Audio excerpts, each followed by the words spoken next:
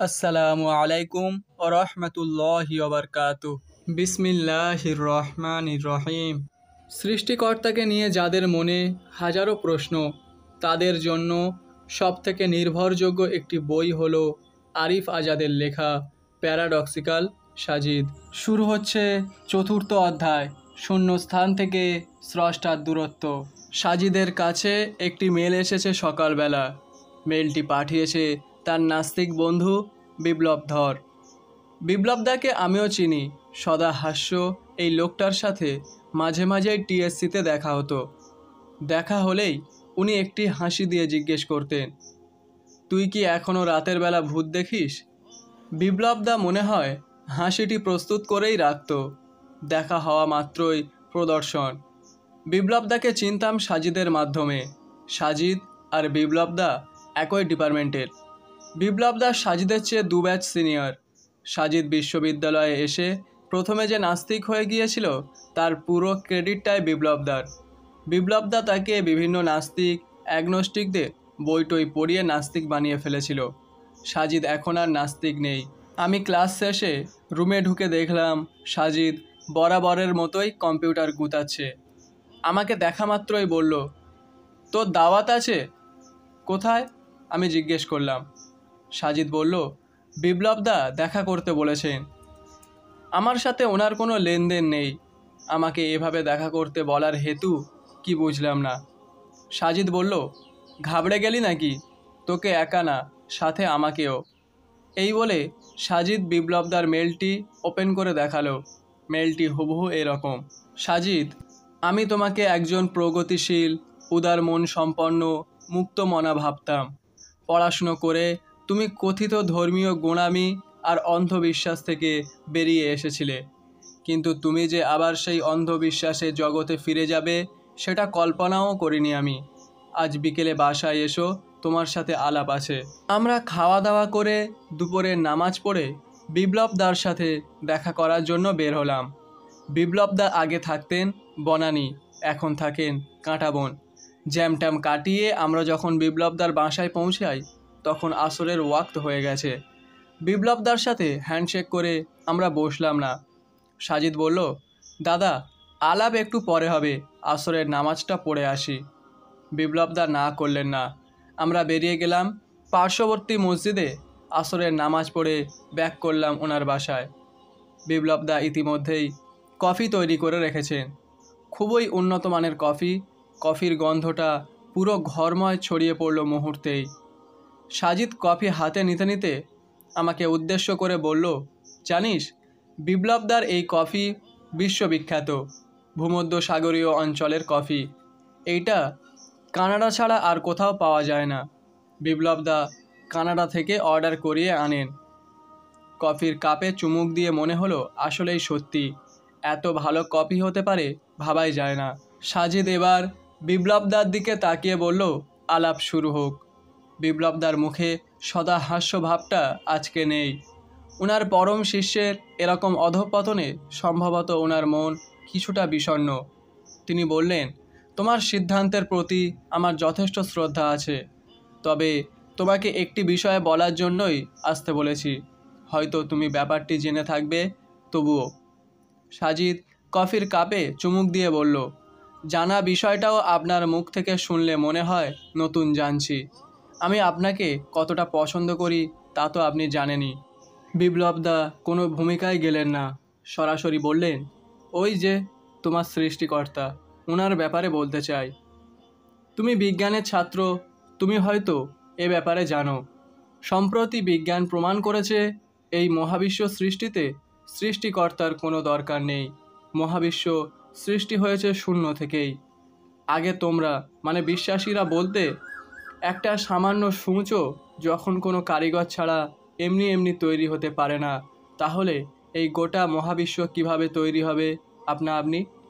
কিন্তু বিজ্ঞান এখন বলছে এই মহাবিশ্ব শূন্য থেকে আপনা আপনিই তৈরি হয়েছে, কারো সাহায্য ছাড়াই। এই কথাগুলো বিপ্লবদা এক নাগাড়ে বলে গেলেন। মনে হয়েছে তিনি কোনো নিঃশ্বাসই নেননি এতক্ষণ।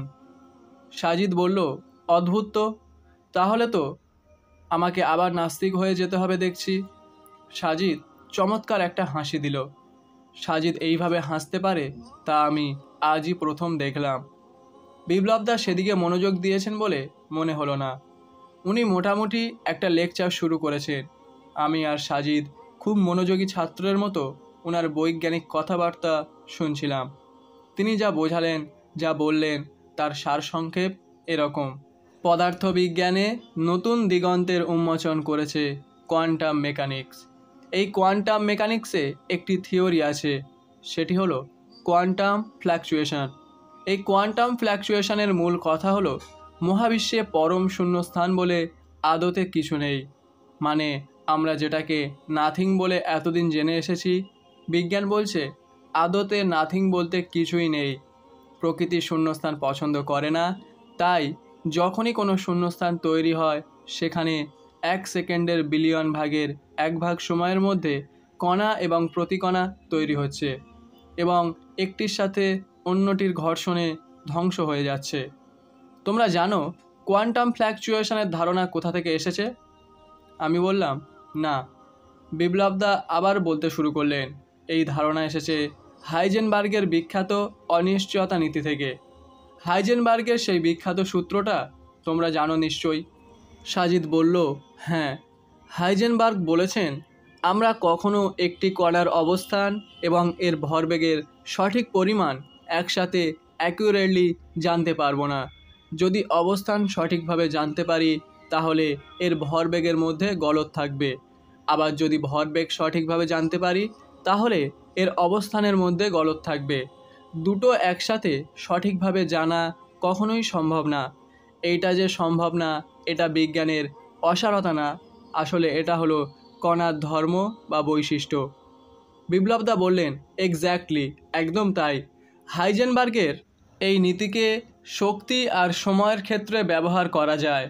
হাইজেনবার্গের এই নীতি যদি সত্যি হয় তাহলে মহাবিশ্বে শূন্যস্থান বলে কিছু থাকতে পারে না।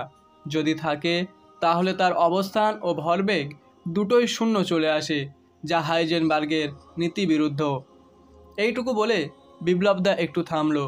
কফির পর থেকে কফি ঢালতে ঢালতে বললেন, বুঝতেছ তোমরা? সাজিদ বুঝছে কিনা জানি না, তবে আমার কাছে ব্যাপারটি দুর্বোধ্য মনে হলেও বিপ্লবদার উপস্থাপন ভঙ্গিমা সেটাকে অনেকটাই প্রাঞ্জল করে তুলেছে। ভালো লাগছে। বিপ্লবদা কফিতে চুমুক দিলেন, এরপর আবার বলতে শুরু করলেন, তাহলে তোমরা বলো না যে বিগ ব্যাংয়ের আগে তো কিছুই ছিল না, না সময়, না শক্তি, না অন্য কিছু। তাহলে বিগ ব্যাংয়ের এই বিস্ফোরণটা হলো কিভাবে? এর জন্য নিশ্চয়ই কোনো শক্তি দরকার, কোনো বাহ্যিক বল দরকার, তাই না?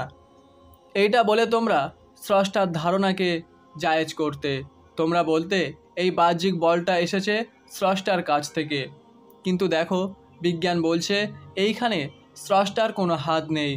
বিগ ব্যাং হবার জন্য যে শক্তি দরকার ছিল সেটা এসেছে এই কোয়ান্টাম ফ্ল্যাকচুয়েশন থেকে। সুতরাং মহাবিশ্ব তৈরিতে স্রষ্টার অস্তিত্বকে বিজ্ঞান ডাইরেক্ট না বলে দিয়েছে। আর তোমরা এখনও স্রষ্টা স্রষ্টা করে কোথায় যে পড়ে আছো। এতটুকু বলে বিপ্লবদার চোখ মুখ ঝলমলিয়ে উঠল। মনে হচ্ছে উনি যে উদ্দেশ্যে আমাদের ডেকেছেন তা সফল হয়ে গেছে।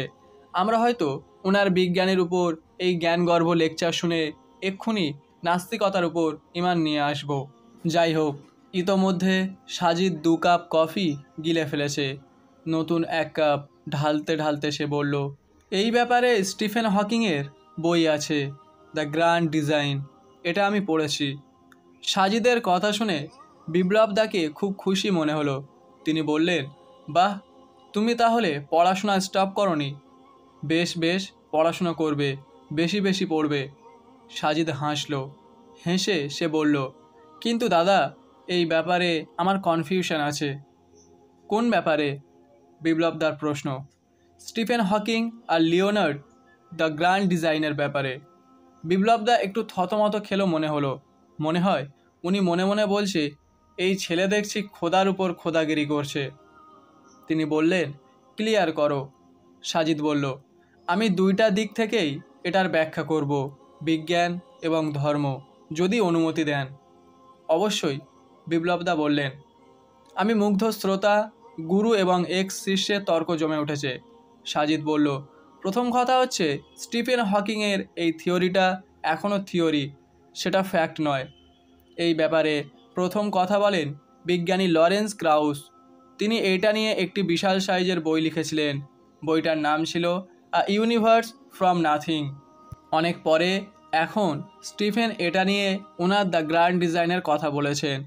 ওনার এই বইটা প্রকাশ হবার পর সিএনএনের এক সাংবাদিক হকিংকে জিজ্ঞেস করেছিল, আপনি কি ঈশ্বরে বিশ্বাস করেন? হকিং বলেছিল, ঈশ্বর থাকলেও থাকতে পারে, তবে মহাবিশ্ব তৈরিতে তার প্রয়োজন নেই। বিপ্লবদা বলল, সেটাই। উনি বোঝালেন যে ঈশ্বর মূলত ধার্মিকদের একটি অকার্যকর বিশ্বাস। হকিং কি বুঝিয়েছেন জানি না, কিন্তু হকিংয়ের ওই বইটা অসম্পূর্ণ, কিছু গলদ আছে। বিপ্লবদা কফির কাপ রাখতে রাখতে বললেন, গলদ মানে? দাঁড়ান বলছি। গলদ মানে উনি কিছু বিষয় বইতে ক্লিয়ার করেননি। যেহেতু এটা বিজ্ঞান মহলে প্রমাণিত সত্য নয়, তাই এটা বিজ্ঞান মহলে প্রচুর বিতর্কিত হয়েছে। উনার বইতে যে গলদগুলো আছে সেগুলো সিরিয়ালি বলছি। গলদ নাম্বার 1, হকিং বলেছেন শূন্য থেকেই কোয়ান্টাম ফ্ল্যাকচুয়েশনের মাধ্যমে বস্তুকণা তৈরি হয়েছে এবং সেটা মহাকর্ষ বলের মাধ্যমে নিউট্রালাইজ হয়েছে। এখানে প্রশ্ন হলো, শূন্য বলতে হকিং কি একদম নাথিং বুঝিয়েছেন নাকি কোয়ান্টাম ভ্যাকুয়াম বুঝিয়েছেন সেটা ক্লিয়ার করেননি। হকিং বলেছেন শূন্যস্থানে বস্তুকণার মাঝে কোয়ান্টাম ফ্ল্যাকচুয়েশন হতে গেলে সেখানে মহাকর্ষ বল প্রয়োজন, কিন্তু ওই শূন্যস্থানে ঠিক কোথা থেকে এবং কিভাবে মহাকর্ষ বল এলো তার কোনো ব্যাখ্যা হকিং দেননি। গলদ নাম্বার 2, হকিং তার বইতে বলেছেন মহাবিশ্ব তৈরি হয়েছে একদম শূন্য থেকে কোয়ান্টাম ফ্ল্যাকচুয়েশনের মাধ্যমে, তাই সময় এর আচরণ আজকের সময়ের মতো ছিল না। তখন সময়ের আচরণ ছিল স্থানের মতো, কারণ এই ফ্ল্যাকচুয়েশন হবার জন্য প্রাথমিকভাবে সময়ের দরকার ছিল না, স্থানের দরকার ছিল। কিন্তু হকিং তার বইতে এই কথা বলেননি যে যে সময় মহাবিশ্বের একদম শুরুতে স্থানের মতো আচরণ করেছে সেই সময় পরবর্তীতে ঠিক কবে আর কখন থেকে আবার টাইমের মতো আচরণ শুরু করলো এবং কেন। আমি বিপ্লবদার মুখের দিকে তাকালাম, তার চেহারার উৎফুল্ল ভাবটা চলে গেছে। সাজিদ বলে যাচ্ছে, গলদ নাম্বার 3, পদার্থবিদ্যার যে সূত্র মেনে কোয়ান্টাম ফ্ল্যাকচুয়েশন হয়ে মহাবিশ্ব তৈরি হলো, তখন শূন্যাবস্থায় পদার্থবিদ্যার এই সূত্রগুলো বলবৎ থাকে কি করে, এইটার ব্যাখ্যা হকিং দেয়নি। গলদ নাম্বার 4, আপনি বলেছেন প্রকৃতি শূন্যস্থান পছন্দ করে না, তাই শূন্যস্থান পূরণ করতে আপনা কোয়ান্টাম ফ্ল্যাকচুয়েশন হয়ে মহাবিশ্ব তৈরি হয়েছে। আমার প্রশ্ন হলো, যেখানে আপনি শূন্যস্থান নিয়ে কথা বলছেন, যখন সময় ছিল না, স্থান ছিল না, তখন আপনি প্রকৃতি কোথায় পেলেন? সাজিদ হকিংয়ের বইয়ের 5 নাম্বার গলদের কথা বলতে যাচ্ছিল। তাকে থামিয়ে দিয়ে বিপ্লবদা বললেন, ওকে ওকে বুঝলাম। আমি বলছি না যে এই জিনিসটা একেবারে সত্যি। এটা নিয়ে তর্ক বিতর্ক হবে, আলোচনা সমালোচনা হবে, আরও পরীক্ষা নিরীক্ষা হবে, তারপর ডিসাইড হবে যে এটা ঠিক না ভুল। সাজিদের কাছে বিপ্লবদার এরকম মৌন পরাজয় আমাকে খুব তৃপ্তি দিল। মনে মনে বললাম, yes Sajid, you can. Sajid বলল, হ্যাঁ, সে পরীক্ষা চলতে থাকুক। যদি কোনো দিন এই থিওরি সত্যিও হয়ে যায় তাহলে আমাকে ডাক দিয়েন না দাদা, কারণ আমি কোরআন দিয়েই প্রমাণ করে দিতে পারবো। সাজিদের এই কথা শুনে আমার হেঁচকি উঠে গেল। কি বলে রে, এতক্ষণ যেটাকে গলতপূর্ণ বলেছে সেটাকে আবার কোরআন দিয়ে প্রমাণ করবে বলছে, কেমনে কি? বিপ্লবদাও বুঝল না। তিনি জিজ্ঞেস করলেন, কি রকম? সাজিদ হাসল, বলল, শূন্য থেকেই মহাবিশ্ব সৃষ্টির কথা আল কোরআনে বলা আছে দাদা। আমি আরও অবাক, কি বলে এই ছেলে? সে বলল, আমি বলছি না যে কোরআন কোয়ান্টাম ফ্ল্যাকচুয়েশনের কথাই বলেছে। কোরআন যার কাছ থেকে এসেছে তিনি তার সৃষ্টি জগতের সৃষ্টির ব্যাখ্যা দিয়েছেন। এখন সেটা বিগ ব্যাং আসলেও পাল্টাবে না, কোয়ান্টাম ফ্ল্যাকচুয়েশন থিওরি আসলেও পাল্টাবে না, একই থাকবে। বিপ্লবদা বলল, কোরআনে কি আছে বললে যেন? সূরা বাকারার 117 নম্বর আয়াতে আছে, যিনি আকাশমণ্ডলী ও পৃথিবীকে অনস্তিত্ব হতে অস্তিত্বে আনয়ন করেন এবং যখন তিনি কিছু করবার জন্য সিদ্ধান্ত গ্রহণ করেন তখন শুধু বলেন হও, আর তা হয়ে যায়। Creator of the heavens and the earth from nothingness, he has only to say when he wills a thing be and it's.